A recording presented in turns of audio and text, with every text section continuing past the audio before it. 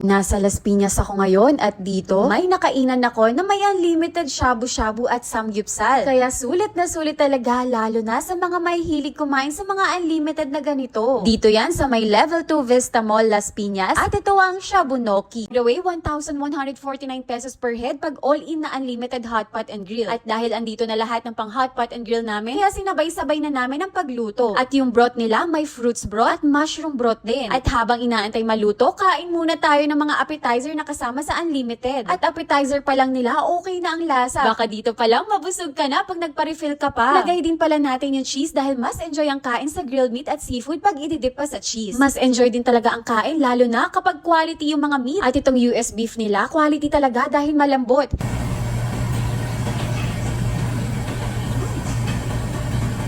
Ang lambot ng beef.